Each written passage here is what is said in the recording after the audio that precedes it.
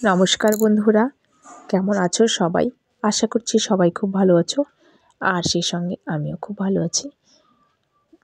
আর সবাইকে জানাই সুপ্রভাত।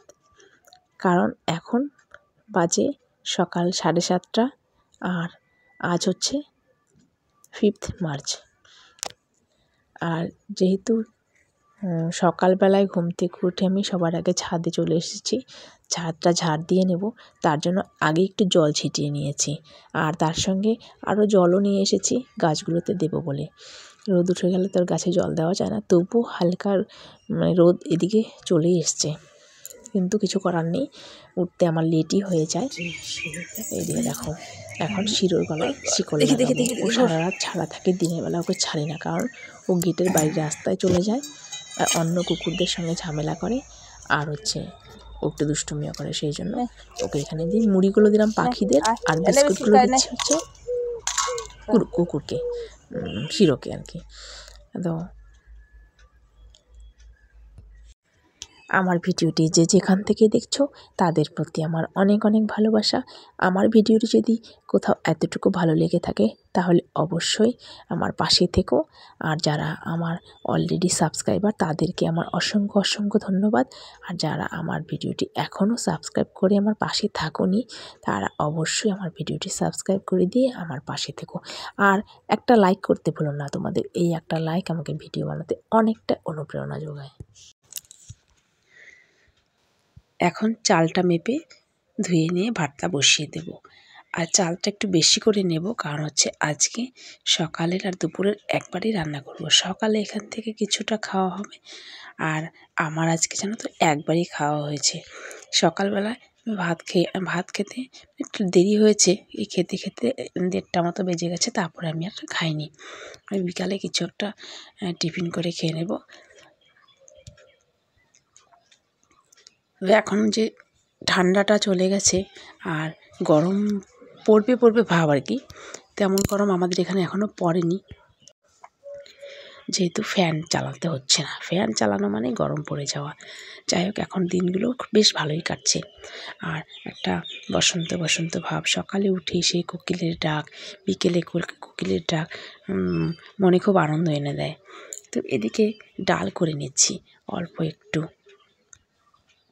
গরম পড়লে তো প্রতিদিন ডাল, লেবু, শসা এই সমস্ত জিনিস তো থাকবেই।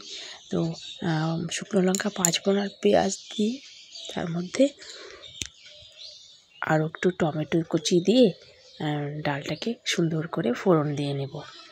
এইভাবে ডাল খেতে বেশ ভালো লাগে, পাতলা মুসুরির ডাল।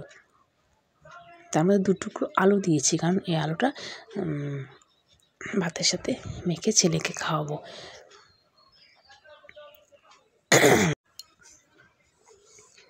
আর এদিকে এনেছে চিংড়ি, গলদা চিংড়ি। আমার তো ভীষণ প্রিয় চিংড়ি মাছ। তো যেদিন চিকেন এনেছিল সেদিন আমি বলেছিলাম তো আমার জন্য একটু চিংড়ি নিয়ে আসতে পারতে। তো যদি বলা হয় যে একটু এটা আনতে পারতে, তাহলে তো একদম সঙ্গে সঙ্গে নিয়ে আসে। আসলে আমার কোনো চাহিদাই নেই, আমার একটু নিরামিষ জিনিসই খেতে পছন্দ আর কি। তো এই চিংড়ি মাছ অর্ধেক রেখে দিয়েছি, কারণ এই চিংড়ি মাছের প্রচুর দাম।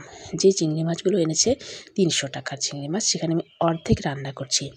আর এই চিকেন কিছুটা রেখে দিয়েছিলাম সেই দিন, রবিবার দিন আর কি। অনেকগুলো চিকেন এনেছে, সেই জন্য আমি কিছুটা রেখে দিয়েছি।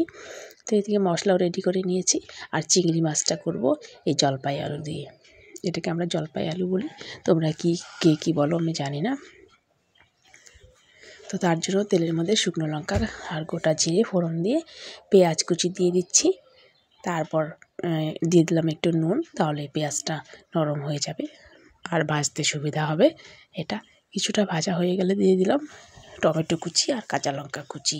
এর মধ্যে নুন, তারপর হচ্ছে জিরে, লঙ্কা, আদা বাটা, এগুলো দিয়ে ভালো করে কষিয়ে নিয়ে তারপর হচ্ছে সেদ্ধ করে রাখা আলুটা দিয়ে দেব। মশলাটা ভালো করে কষিয়ে নেব, যেহেতু আলুটা সিদ্ধ করাই রয়েছে। জানো তো, আমি এই সমস্ত রান্নার কার ভিডিও বেশি দেখি? আমি নিজে থেকেও রান্না করি, যেটা মা, শাশুড়ি মা, বড়দের কাছ থেকে দেখা। আর চিংড়ির এই সুরগুলো চিবিয়ে খেতে ভীষণ ভালো লাগে। দেখো কার কার ভালো লাগে জানিও। তো অতনুর রান্নাঘর, অনেকেই ভালো রান্না করে, অনেকেই কুকিং চ্যানেল রয়েছে।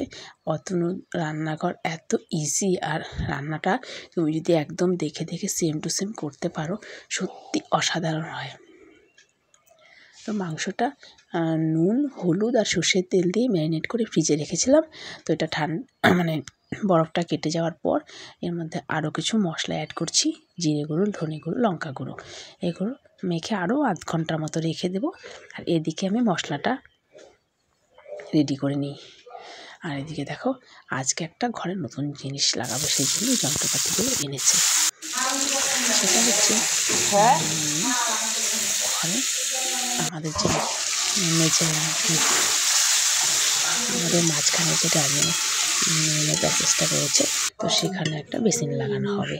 আর আজকের চিকেনটা একদম শুকনো শুকনো করেছি।